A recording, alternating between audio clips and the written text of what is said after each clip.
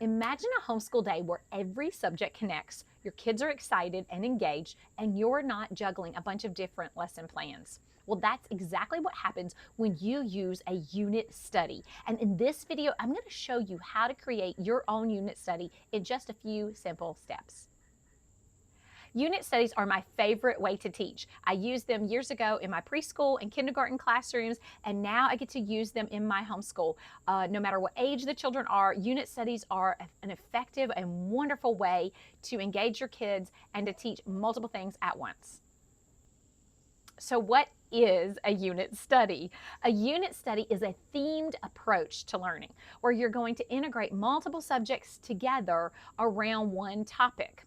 It's incredible to be able to teach all of the skills in a connected way. It's great for hands-on learners. It's great for multi-age teaching or multi-abilities. It's also great if you want to do a deep dive on one topic. You can do that with unit studies. And you get to cover all of these different subjects: science, social studies, language arts, art, math, Bible. You can connect them all together around that one central theme. So let me give you a couple of examples of unit studies that I've done in the past. When I was a kindergarten teacher, we did thematic units, unit studies throughout the year. And they were typically very seasonal things. So at the beginning of the year, we would do a theme about apples. And so the kids would, for math, make patterns with apples: green, red, green, red, green, red. Or they would count the apples: 1, 2, 3, 4, 5. I have 5 apples. Let's match the 5 apples to the number 5. They would, in art, they would paint an apple tree. We would learn about the life cycle of the apple. In science, we would learn about the different seasons. The apple tree that looks like this in spring, it looks like this in summer, and looks like this in fall, and look, there's the apples. Oh, and then it looks, all the leaves have died off and it's winter. So we talked about seed all the way to tree and apple, but then we also talked about the seasons of that tree, and so all of those things were tied in. We could even tie in history and learn about Granny Smith and Johnny Appleseed. We can talk about westward expansion and apples being taken across the country and planted in California and how that happened. We can tie in so many different things through that. Another example of a unit study is my middle school age daughter years ago. We studied World War II for history.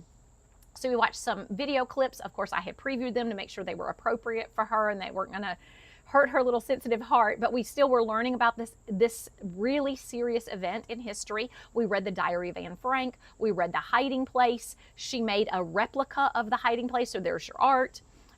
So history and language arts, she might make a PowerPoint presentation about what she'd learned, or a poster board of the different people and different things that we had studied. We might read more about Corrie ten Boom and her life outside the book The Hiding Place. We might learn other things. We would go on different websites. We took a virtual tour of The Hiding Place. We took a virtual tour of Anne Frank, the place where she lived, the annex. And so we did all of these different things. So we tied in art, technology, social studies, and literacy all together in that one unit. A couple of years ago, my second grader was in love with the Little House on the Prairie series. So we were reading the books, we were watching the shows, and we did a year-long unit study on farming that year. So we talked about farming techniques long ago and today. We talked to my grandmother, who is 98 years young, and we talked about with her about what it was like to live on a farm in the 30s, what farming techniques were used in the 1930s versus what we were reading about in Laura Ingalls' life in the 1880s. And we talked about today, and we went and visited different farms, and we talked to farmers at the farmers market. We looked at different farm equipment. We looked at different types of farm. Here's a dairy farm. Here's a beef farm. Over here, this farmer is actually producing produce. There's vegetables. There's fruit here. So we looked at all the different things that about farming. We learned about bees and how important they are to the crops. We talked about, we planted our own garden. And we had that experience of seeing things grow, and we had the experience of watching a tiny seed turn into a big plant, and this plant grows this way, and this plant grows this way. And we looked at different types of things, and we learned all sorts of things. We read tons of books, we watched tons of videos, we went on tons of field trips, and it covered every subject area the whole entire year long. And so that's another way of doing a unit study. So why do unit studies work so well? Well, children have this natural curiosity inside of them. Think about 2-year-olds, right? They're climbing on everything, they're climbing under everything, they're putting everything in their mouth. And then 3, 4, and 5-year-olds, what are they doing? Why? Well, why? Well, how? Well, what's this? Right? If you've ever had a little kid in your house, in your life, you know they are exploring and they're asking questions and they're looking at things and they're tasting things and they're touching things. Why? Because they're curious. And if you take that curious child and you sit them down in a seat and you give them a workbook, you're going to kill that curiosity. But if you take that child and you're out in the backyard and they see deer running around, I mean, we live kind of in the woods here, and so then they're going to be curious about that. So then you go to the library and get some books and you learn about deer, and then you get on the internet or the TV and you watch the Wildcats, you watch National Geographic, and you find out more about deer, and then they start to learn and understand. And the next time they see deer, they're like, oh, that's a mama deer. Oh, that's the daddy deer. Oh, this is what's going on here. And they start to understand, oh, they're going to go eat this thing over there, because they know something. And I don't have to teach them. They want to learn.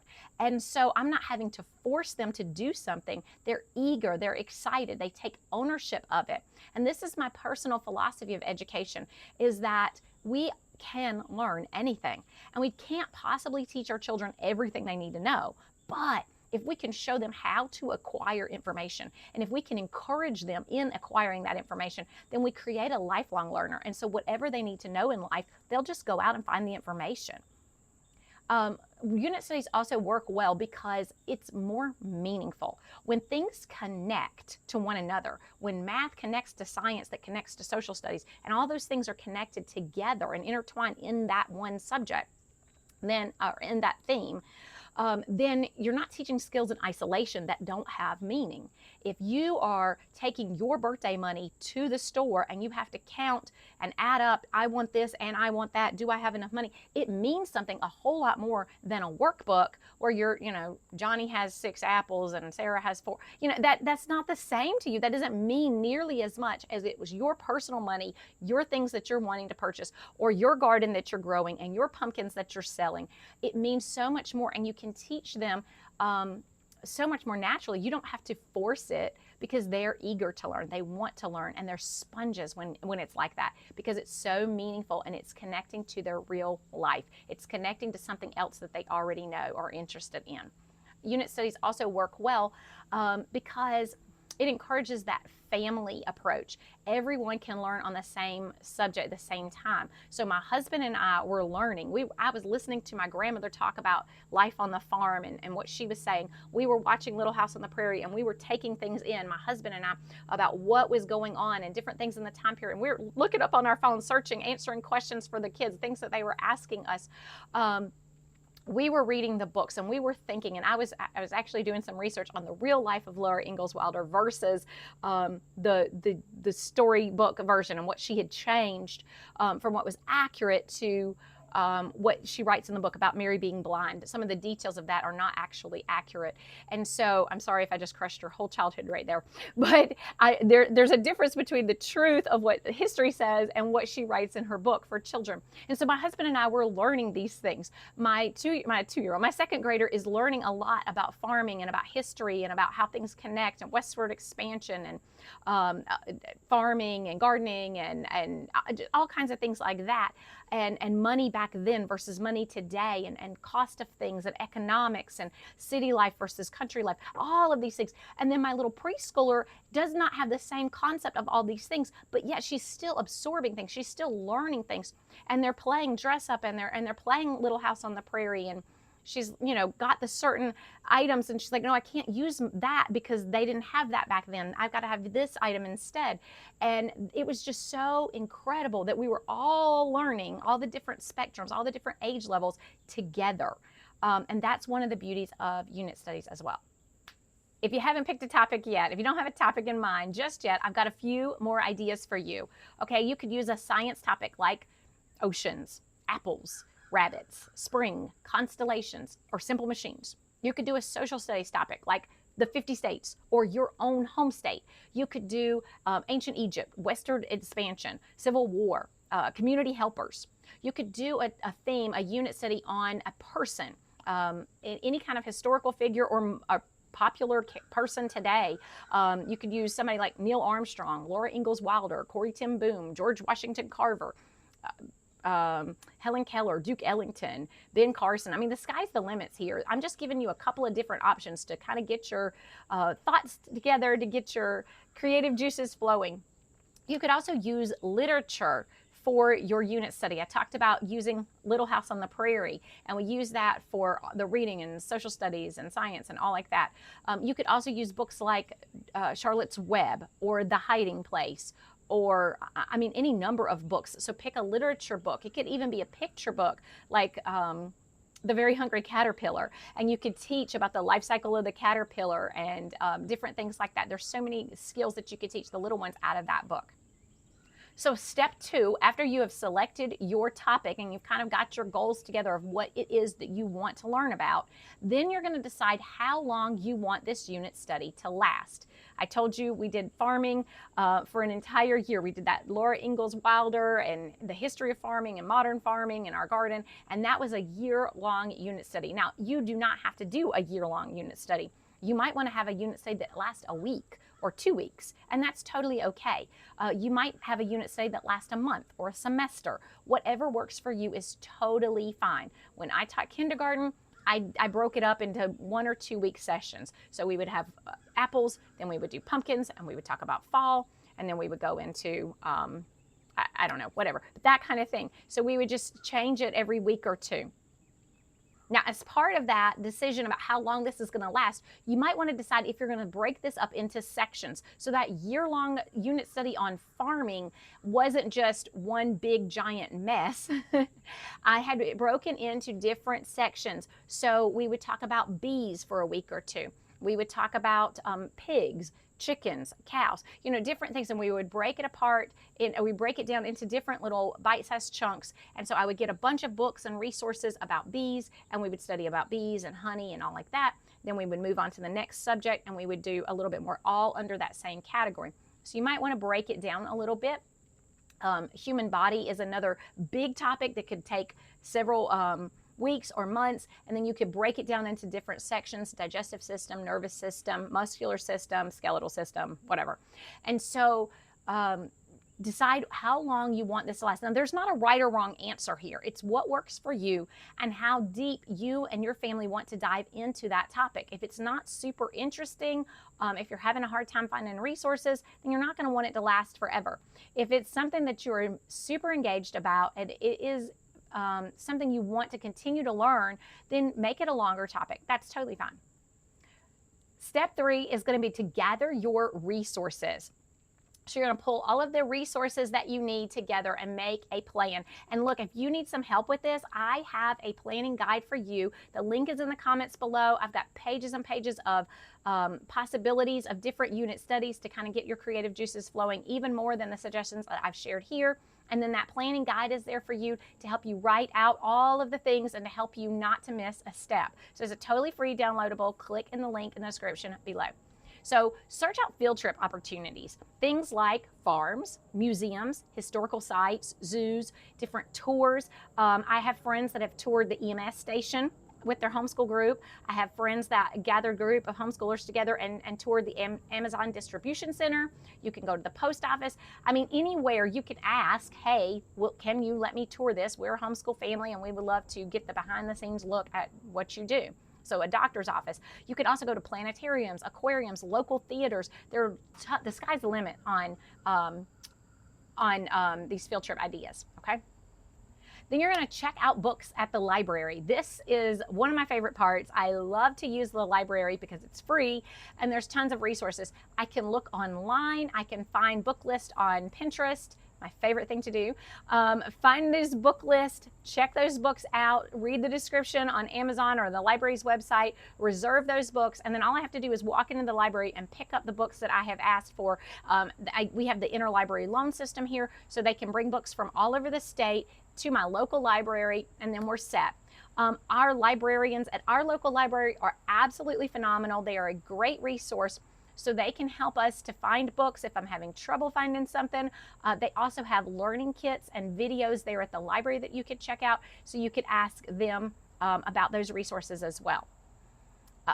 I also look for resources like online videos, documentaries.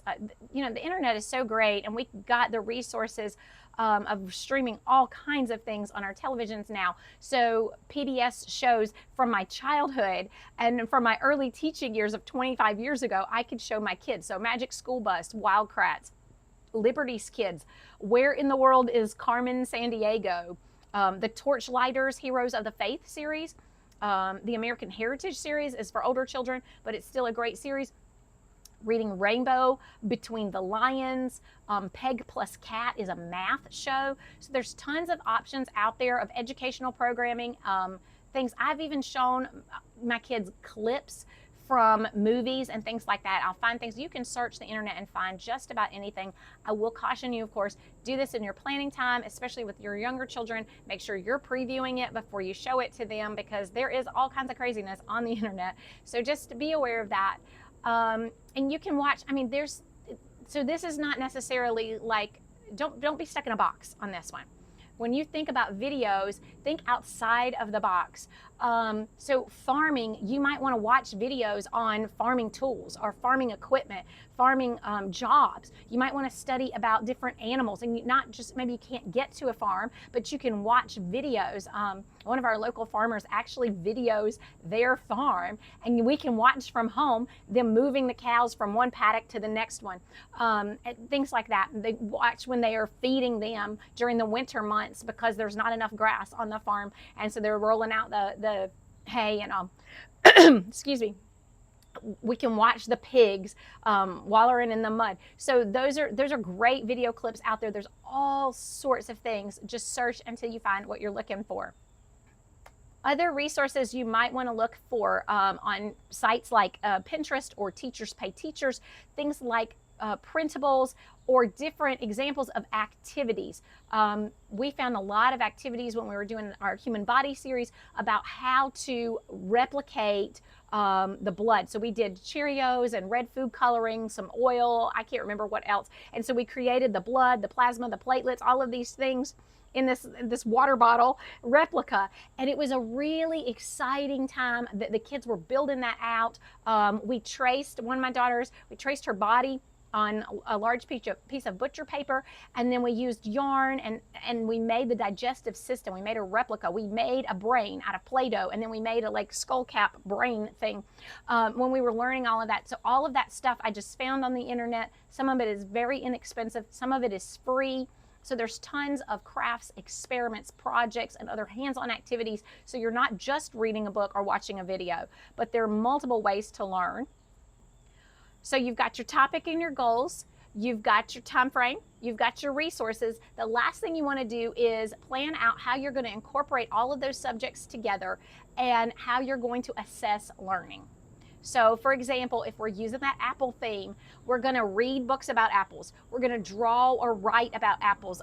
When I taught kindergarten, I had my children in the home center. Their assignment was to bake an apple pie and then to write down the recipe for me. So they're in the middle of playing and they're having a great time. And of course they're kindergartners, so they can't write everything, but they would draw a picture, or they would write the words that they knew, or they would even verbally tell me, oh, I'm going to do this, this, and this. Now they didn't know how to make apple pie.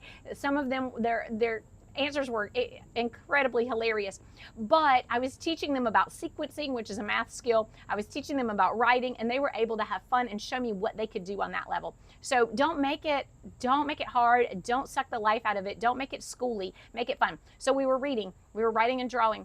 Like I said before, we were doing the math with the patterning and with the counting. We did the life cycle of the apple seed to apple tree.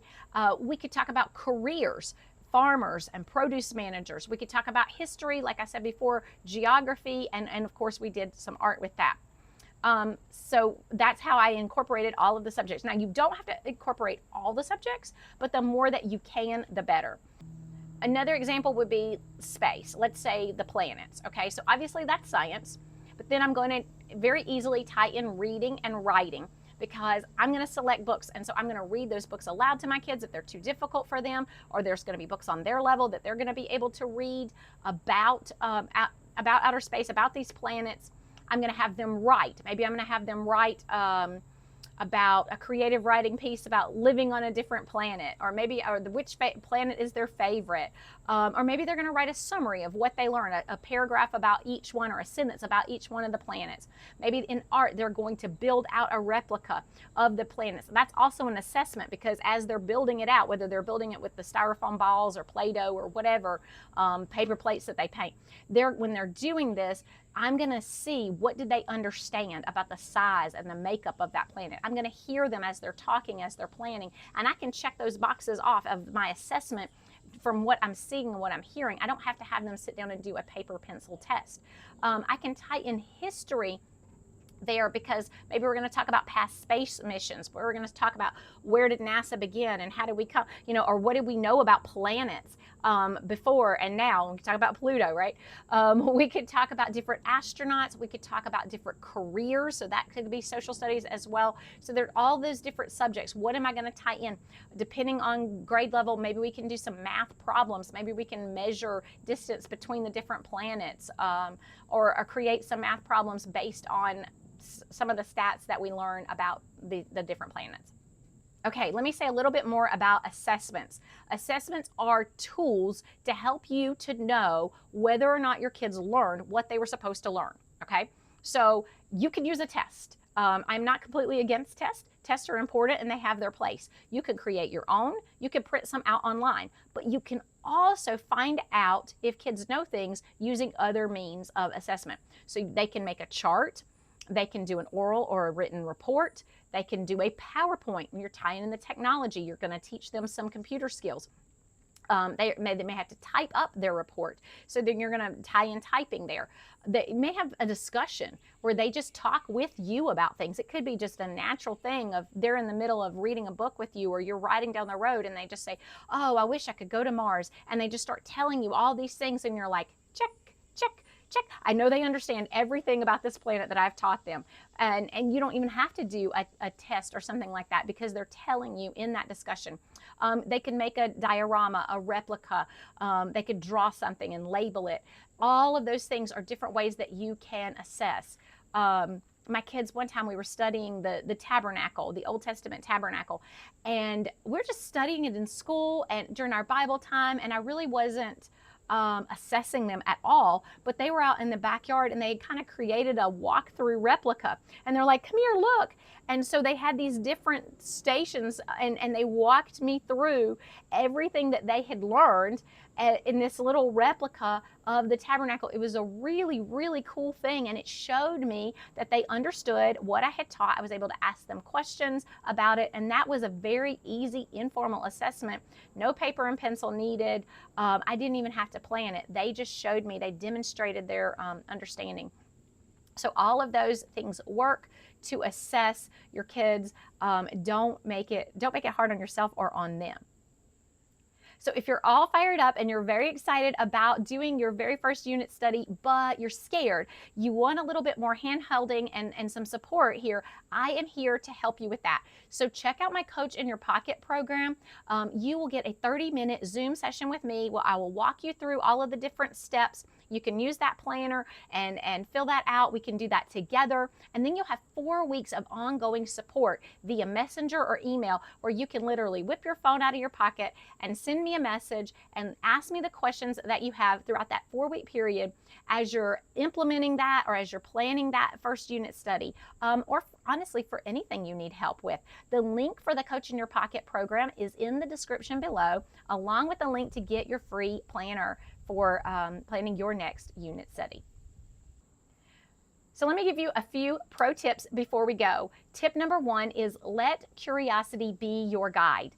Let your children's curiosity, your own curiosity, be your guide. I was learning about gardening, and so when I created my first garden, I invited my children into that. We were doing that farming unit, and so I started learning things. I actually went to a class and I was modeling for my children, hey, you're not too old to learn. You can learn at any age.